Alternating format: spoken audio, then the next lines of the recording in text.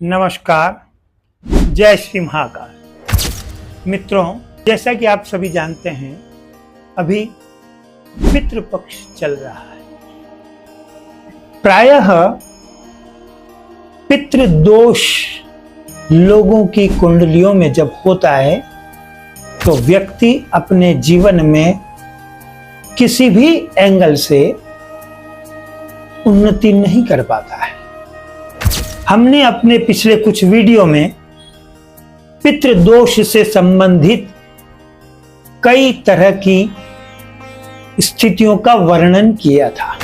आज हम पितृदोष होने पर व्यक्ति को इस पितृपक्ष में किस तरह के उपाय करने चाहिए, उसी विषय में विस्तार से मैं आपको समझा रहा हूं। यद्यपि हमारे पेरेंट्स या हमारे एंसेस्टर्स, उनकी जो तिथियां होती है, जिन तिथि पर उनका देवलोक गमन हुआ है, वो कई बार हमें पता नहीं होती है। शास्त्रीय विधान अनुसार हमें उसी तिथि पर जो भी सिस्टम अर्थात जो भी तरीका पितृदोष के शमन हेतु श्राद्ध करने की प्रक्रियाएं बताई गई है, उसी तरह से करनी चाहिए। किंतु यदि हमारे एंसेस्टर्स की तिथि हमें मालूम न हो, तब उस स्थिति में क्या करना चाहिए? इसके लिए अमावस्या तिथि सर्वश्रेष्ठ मानी गई। सर्व पितृ अमावस्या, जो कि इस बार 2 अक्टूबर 2024 को है। इस तिथि पर हमारे पितरों के निमित्त किया हुआ कोई भी कार्य हमारी कुंडली में हो रहे पितृदोष का शमन करता है। जाने अनजाने हमारे द्वारा किया हुआ कोई भी ऐसा कार्य जो कि हमारे पितरों को रुष्ट कर सकता है, और वो रुष्ट करने पर हमारी हर तरह की कार्यों में वो बाधा उत्पन्न करते हैं। जैसे कि हमारी आर्थिक प्रगति न हो पाना, हमारे वंश की वृद्धि नहीं हो पाना, अचानक घर में कुछ आकस्मिक अकाल मृत्यु होना, ये कुछ इस तरह के संकेत हैं जो कि स्पष्ट करते हैं कि जातक या जातिका की कुंडली में पितृदोष है। तो इसके लिए इस सर्व पितृ अमावस्या पर जो कार्य किए जाने चाहिए वो मैं आपको बता रहा हूं। मुझे पूर्ण विश्वास है आपके द्वारा इस अमावस्या को किए हुए कार्य निश्चित ही पितृदोष में कमी लाते हैं, और जिस तरह की समस्याओं से आप लगातार जूझ रहे हैं, उस सभी तरह की समस्याओं से आपको निजात मिलती है। अमावस्या के दिन अर्थात 2 अक्टूबर के दिन आपको अपनी सामर्थ्य अनुसार प्रातः काल उठकर सर्वप्रथम पीपल में जल अर्पित करना है, और उस जल में थोड़े से काले तिल मिला देने हैं। तत्पश्चात थोड़ा दूध भी अर्पित करना। ये सभी प्रक्रियाएं आपको दक्षिण दिशा की ओर मुख करके करनी है।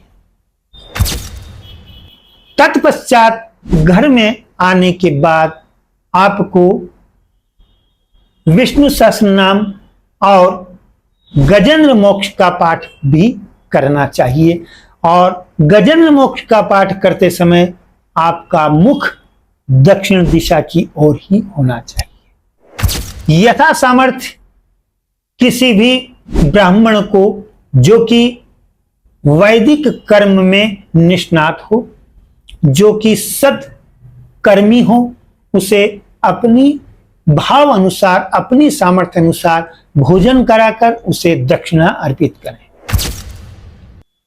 और इसी समय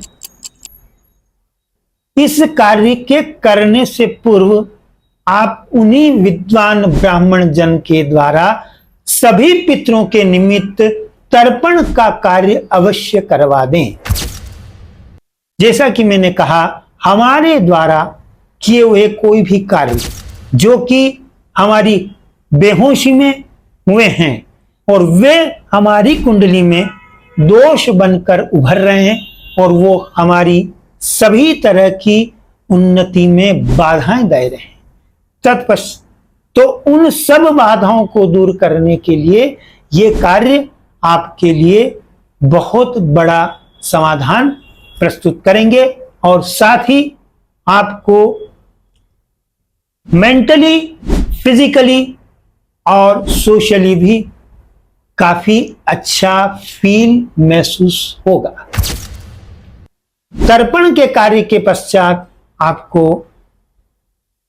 मध्याह्न में गजेंद्र मोक्ष का पाठ करना है और वो भी दक्षिण दिशा की ओर मुख करके।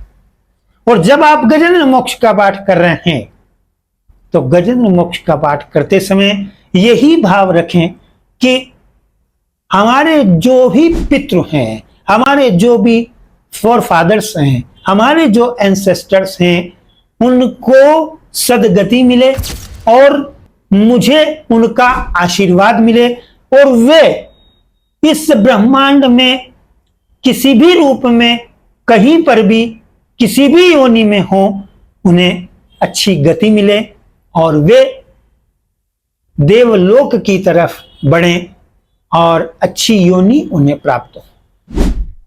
ये प्रार्थना करने मात्र से आपको उनकी ब्लेसिंग्स मिलेगी।